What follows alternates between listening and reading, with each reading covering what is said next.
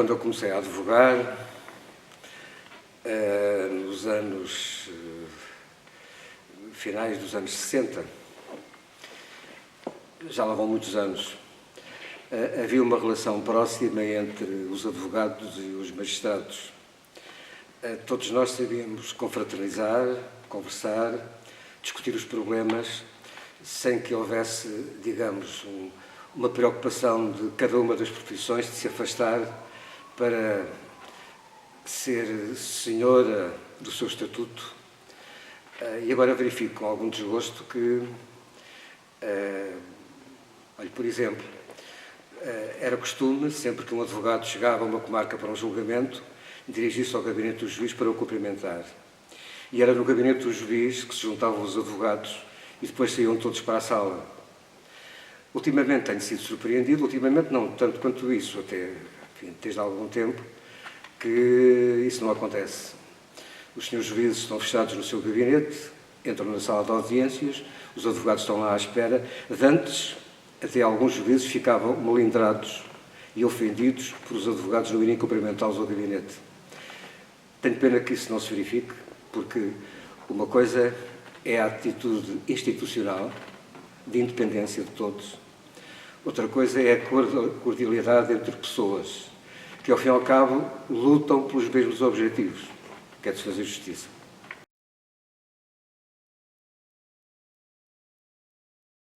Tudo isto começou com um efeito de circunstância, e vou dizer porquê. Nessa altura eu fazia programas para a RTP, jovem advogado, e fui convidado a fazer um programa sobre o direito. Achei que, de facto, havia lugar para isso, para divulgar princípios gerais do direito.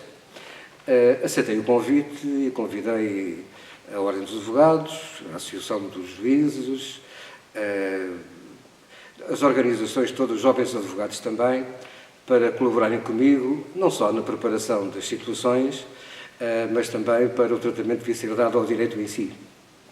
Curiosamente, todas as instituições aceitaram colaborar comigo, menos a Ordem dos Advogados, porque entendeu que se eu ia para a televisão falar como advogado, queria seguramente violar regras que a deontologia impunha.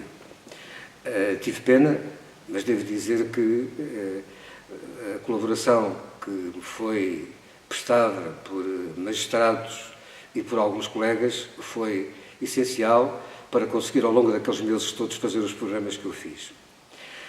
Mais tarde, houve eleições para a Ordem, e o Dr. Alfredo Gaspar, que era candidato ao então Conselho Distrital, agora Conselho Regional, veio-me convidar para estar na lista dele, até como vice-presidente.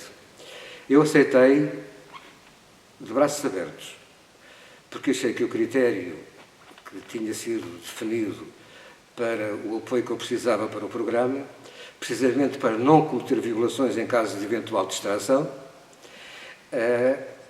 que a posição que a Ordem tinha tomado, que era manifestamente inapropriada, digamos assim. E entrei para a Ordem dos Advogados como vice-presidente do Conselho Regional. Estive cá 18 anos, depois como presidente do Conselho Distrital, depois no Conselho Geral e depois no Conselho Superior. Estive 2 anos em cada um destes ofícios, digamos assim. Nessa altura, quando eu entrei, a situação era muito diferente de hoje, na medida em que não havia esta massificação da advocacia, onde as pessoas não vinham para a faculdade estudar direito como, digamos, solução residual, por ser menos complicada. Nessa altura os cursos tinham 5 anos e as pessoas faziam um estágio como devia ser. Atualmente os cursos têm uma duração mais reduzida e depois, quando se tem a licenciatura, as pessoas querem ir para a magistratura, querem ir para o notariado, as portas não estão tão abertas como estas e acabam por vir para a advocacia como solução residual. Daí significa uma massificação da advocacia.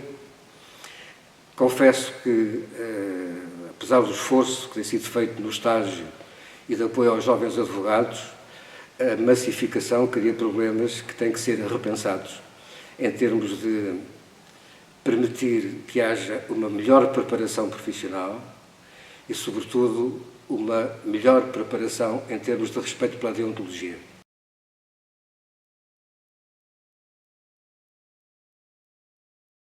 Quando comecei a advogar, o meu pai foi advogado também. E quando comecei a advogar, fui para o escritório dele, naturalmente, aqui em Lisboa, mas o meu pai tinha vindo de uma vila do concelho de Santarém, onde exerceu durante anos a advocacia. E eu, recém-licenciado, passei a ir ocupar, digamos, o lugar do meu pai no escritório que ele tinha nessa vila. Estabeleci um contacto de verdadeira amizade com o juiz. Só havia um juiz nessa comarca, a tal ponto que ele sabia que eu ia, digamos, segundas, quartas e sextas, ou coisa parecida, à vila, ao escritório, e antes de ir para o escritório ia tomar um cafezinho a um café lá do sítio. Então passou a acontecer que nós nos juntávamos nesse café a conversar um bocadinho. Umas vezes ele ia para o tribunal, eu ia para o meu escritório, outras vezes íamos mesmo fazer julgamentos. E lá nos encontrávamos, conversávamos, até que um dia, quando íamos calmamente a caminho do tribunal para fazer um julgamento, este magistrado, que curiosamente mais tarde vinha contar na relação de Coimbra, como as coisas são, volta-se para mim e diz-me: "Ó Luís, a gente tem que se deixar disto. Porque se as pessoas começam a ver-nos aqui com tanta frequência a conversar um com o outro, qualquer dia pensam que estão feitos um com o outro, estamos feitos um com o outro." E eu respondi-lhe assim: ai, mas ai porquê? É que se é esse o seu critério, um dia aparece aqui alguém que é mais seu amigo do que eu, e eu estou feito nos julgamentos. Ele olhou para mim com um olhar muito sério: "Tem toda a razão. Vamos continuar assim." E fomos os dois tranquilamente para o tribunal. Quando nos sentámos para fazer o julgamento, ele era o juiz, eu era advogado e não tinha nada a ver com o café.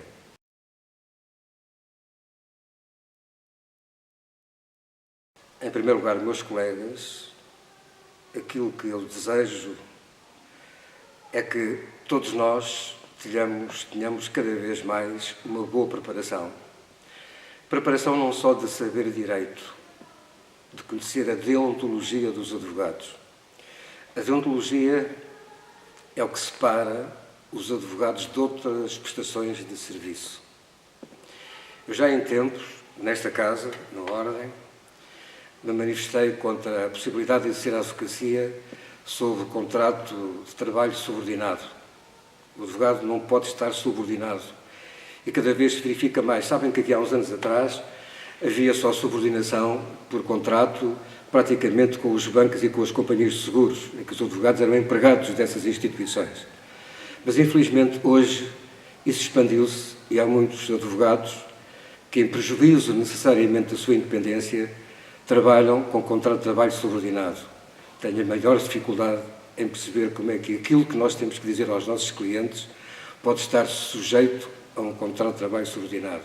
Já tive, já o disse, já o escrevi até há muitos anos, mas compreendo que atualmente a vida é diferente e as pessoas têm de lutar pela sua vida, pelo seu bem-estar, e muitas vezes essa luta deixa para trás valores que são essenciais na nossa profissão.